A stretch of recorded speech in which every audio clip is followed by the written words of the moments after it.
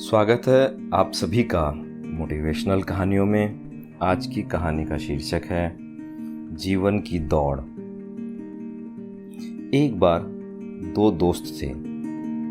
दोनों बहुत अच्छे दोस्त थे। स्कूल के समय से ही दोनों एक दूसरे के साथ रहते थे। दोनों रहते भी पास पास ही थे। वह दोनों एक साथ पढ़ते, एक साथ खेलते, कभी कभी खाना भी एक साथ खाते। परंतु दोनों के काम करने के तरीके में फर्क था। पहला दोस्त अपने काम को धीरे धीरे करता। वह सोच समझ कर हर पॉइंट को देख कर काम करता, जिससे बाद में कोई दिक्कत ना आए। वहीं दूसरा दोस्त काम को बहुत जल्दी करता था। वह कोशिश करता कि काम को सबसे पहले खत्म कर दूं। इसी कारण वह कई बार गलती कर बैठता। एक बार दोनों दोस्त सुबह टहल रहे थे। चलते चलते ये बहस हो गई कि कौन तेज दौड़ सकता है। दोनों की इसी बात पर शर्त लग गई। दोनों दौड़ लगाने के लिए तैयार हो गए। थोड़ी देर में दौड़ शुरू हो गई। कुछ दूर जाने पर पहला दोस्त रुक जाता है और अपने जूते में कुछ देखने लगता है। पहले दोस्त को रुका देख दूसरा दोस्त पूछता है कि तुम रुक क्यों गए?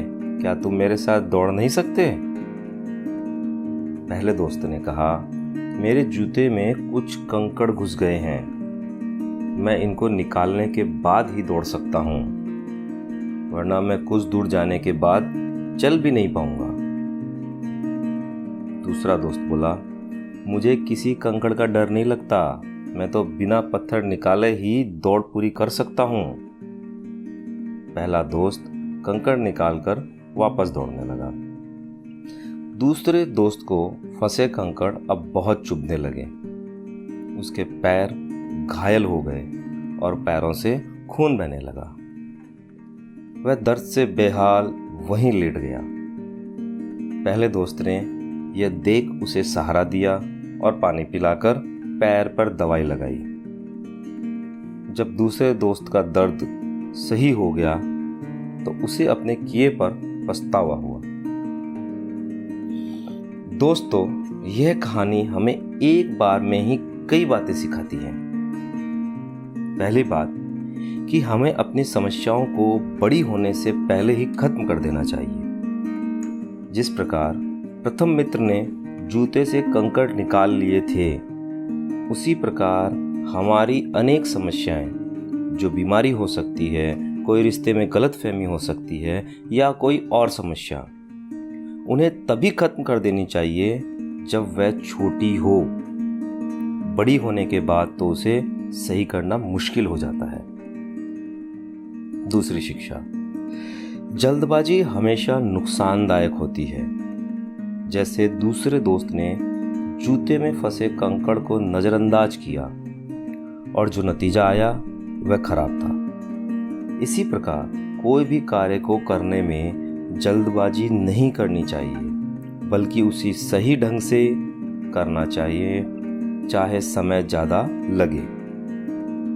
तीसरी बात, हमें सिर्फ सफलता को ही लक्ष्य नहीं बनाना चाहिए, लेकिन हमें हमारी सफलता के सभी पहलुओं में कार्य करना चाहिए। जैसे दूसरे दोस्त ने खाली रेस को जीतना ही अपना लक्ष्य बनाया, लेकिन उसने यह नहीं समझा कि उसके लिए पैर और जूतों का सही होना भी जरूरी है।